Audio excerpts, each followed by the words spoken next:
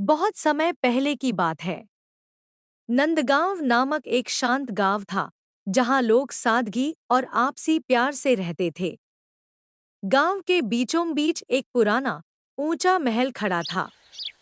ये महल वर्षों से वीरान था, लेकिन इसकी छत और पुराने पेड़ों की डालियों पर दर्जनों पक्षी रहते थे। इन पक्षियों में एक कबूतर था, सफा। सफा बाकी कबूतरों से अलग था।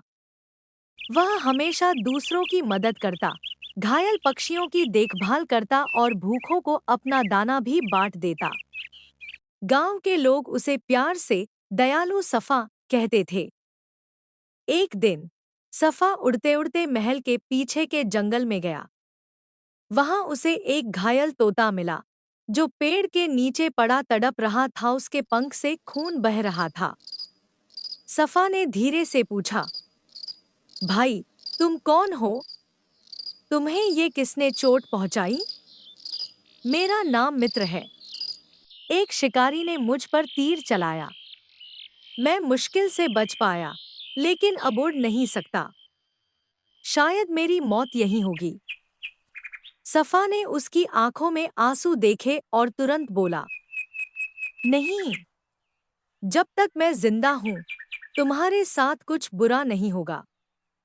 चलो, मैं तुम्हें अपने घोंसले तक ले चलता हूं। सफा ने बड़ी मुश्किल से मित्र को अपनी पीठ पर बैठाया और महल तक ले गया। वहां उसने अपने दानों से मित्र को खाना खिलाया, उसकी चोट पर जड़ी बूटियां लगाईं और कई दिनों तक उसकी सेवा की। धीरे धीरे मित्र का जख्म भर गया। अब वो उड़ने लगा। दोनों पूरे दिन आसमान में उड़ते, नदी किनारे जाते और दूसरे पक्षियों की मदद करते। सफा, तुम सिर्फ मेरे दोस्त नहीं, बल्कि मेरे भाई हो। अगर तुम न होते तो मैं आज जिंदा न होता। दोस्ती का मतलब ही है कि हम एक दूसरे के लिए सब कुछ करें। ये रिश्ता खून से नहीं, दिल से बनता है। उनकी दोस्ती इतनी गहरी हो गई कि पूरे इलाके के पक्षी उनकी मिसाल देते। एक दिन गांव में एक लोभी शिकारी आया। उसने देखा कि इस महल के आसपास बहुत पक्षी रहते हैं। उसने मन ही मन ठाना, अगर मैं यहाँ जाल बिछा दूं, तो ढेरों पक्षी फंसेंगे और मुझे अच्छी कमाई होगी। रात को उसने महल के पास एक बड़े पेड़ के नीचे मजबूत जाल बिछाया और उसमें अनाज के ढेर सारे दाने डाल दिए। सुबह जब पक्षी जागे, उन्होंने दूर से दाना देखा। मित्र को बहुत भूख लगी थी। उसने सफा से कहा, चलो, वहां बहुत सारा खाना पड़ा है। सफा ने ध्यान से देखा और कहा, मित्र, ये दाना इतना खुला हुआ क्यों पड़ा है? मुझे शक है कि ये जाल है। हमें दूर रहना चाहिए। लेकिन मित्र जिद पर अड़ गया। मुझे बहुत भूख लगी है, सफा। मैं बस थोड़ा सा खाकर वापस आ जाऊंगा। सफा ने उसे रोकने की कोशिश की, मगर मित्र ने उसकी बात नहीं मानी। जैसे ही मित्र दाना चुगने गया, जाल उसके ऊपर गिर गया और वह बुरी तरह फंस गया। मित्र चिल्लाने लगा। शिकारी पास आ रहा था। सफा ने पूरी ताकत से उड़ान भरी और मित्र तक पहुंचा। उसने अपनी चोंच और पंजों से जाल काटने की कोशिश की, मगर जाल बहुत मजबूत था।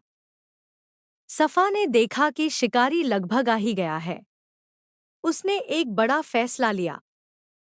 वह आसमान में ऊंचा उड़ा, तेजी से नीचे आया और सीधे शिकारी के चेहरे पर चोंच से वार किया। शिकारी हिल गया और गिर पड़ा। उसी मौके का फायदा उठाकर मित्र ने जाल तोड़ा और उड़ गया। लेकिन शिकारी ने गुस्से में एक बड़ा पत्थर उठाया और सफा पर फेंक दिया। पत्थर सीधा सफा को लगा और वह जमीन पर गिर गया। सफा की सांसें धीमी हो रही थी। उसने आसमान की ओर देखा, फिर दूर उड़ते हुए मित्र को देखा। उसकी आंखों में आंसू नहीं, बल्कि खुशी की चमक थी। उसका दोस्त सुरक्षित था। और अगले ही पल सफा ने अपनी आखिरी सांस ली। अचानक आसमान काला हो गया।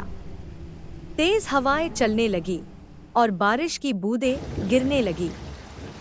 ऐसा लग रहा था जैसे प्रकृति भी सफा के बलिदान पर शोक मना रही हो।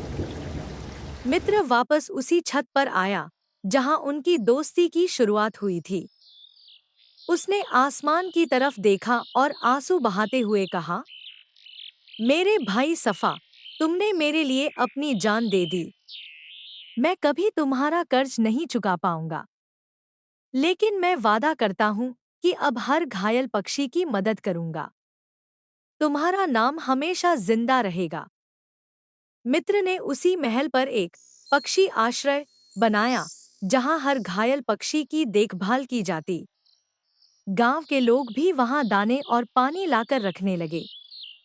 सफा की याद में हर साल वहां दोस्ती दिवस मनाया जाने लगा। कहानी की सीख।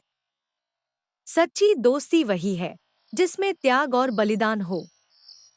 सच्चा दोस्त वो है जो अपने दोस्त की जान बचाने के लिए अपनी जान भी दे दे।